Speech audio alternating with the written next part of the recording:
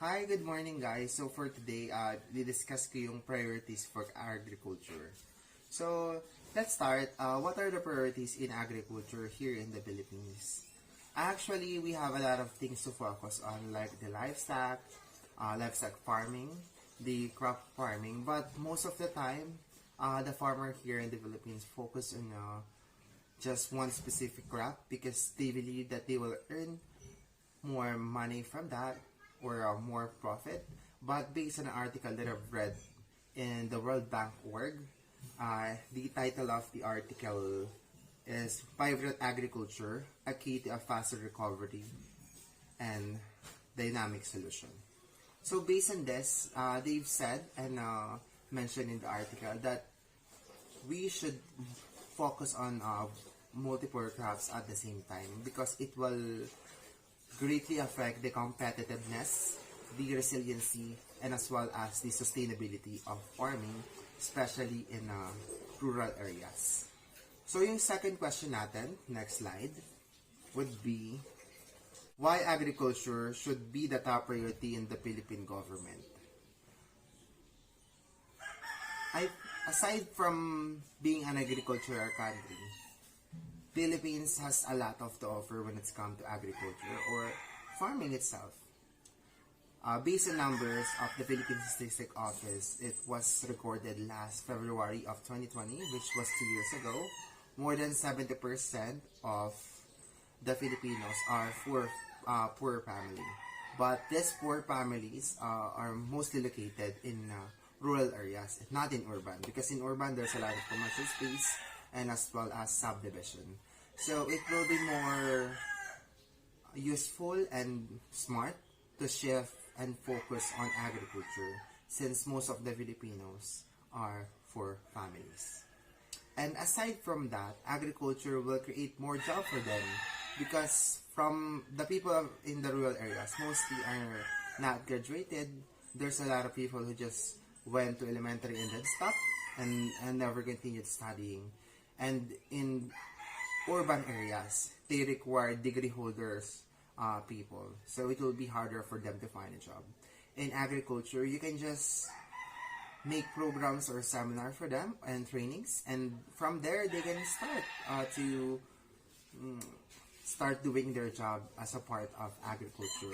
And they can also start their own business with the help of agriculture. So I think that's the reason why we should focus or prioritize more on agriculture. The last part is, what does your community prioritize in your community? So, I'm living here in General Trias City, Cavite for the last 24 years of my life. And actually, I have no idea before I was in high school, senior high school, until I studying in college right now in agriculture entrepreneurship. I spoke with one of the members of the City Agriculture Office. It's Engineer Nicole Donasatsatin. He told me that there's a lot of programs right now going on for the agriculture office. The first one that they have is the urban agriculture. So what is urban agriculture? Since, as you all know, most of the people call Cavite as the subdivision capital of the Philippines because there's a lot of subdivision here. And from wherever you look at, there's subdivision everywhere. So they have a program for urban agriculture which focuses on the backyard farming. So basically, you don't need to have a lot of money or an enterprise. You just need your small backyard. You can take care of your goats. You can take care of cows. You can plant different crops. And this will produce and make food for you. So they have shifted to that idea for urban agriculture for the people of General Trias City, Cavite. And the second project that they have is about rice. It's called RCEF or RCEF for longer. It's Certified Palay Seed Subsidies para sa mga rice farmers. So for this one, hindi lang basta, I mean, usually kasi binibenta yung buto, but for this one, they have subsidized. So basically, partly, binabayaran siya ng City Agriculture Office. Let's say the palay seed worth around 100 pesos per 100 grams. So kung ganon, isa-subsidize siya ng City Agriculture Office with the help of the City Hall itself, which is our mayor and congressman. They will subsidize it to like 50%, so it will be easier for the farmers to buy it and start so they can start sowing seed and subsidies for farmers. So it will be easier for them. I mean, it will be more easier and accessible for them to buy seeds to plant and harvest it in the future. So this is a domino effect for the farmers here locally in General Trias City, Cavite, because if they can buy the rice at half of the price, that would give them like a lot of money or reserve to put it on another thing, like they can buy a new machine, they can buy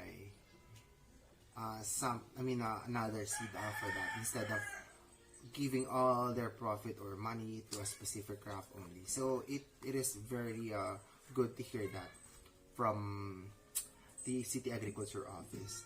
And the last one is, this is a very recent. It was also mentioned by Engineer Satsatin. They mentioned that they will have a inland fish pond.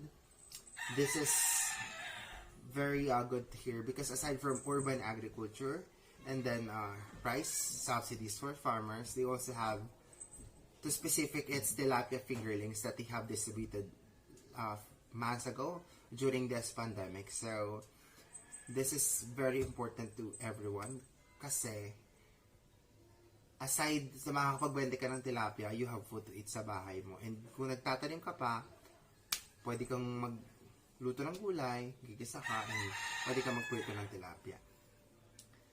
So ayun, one last thing to mention, na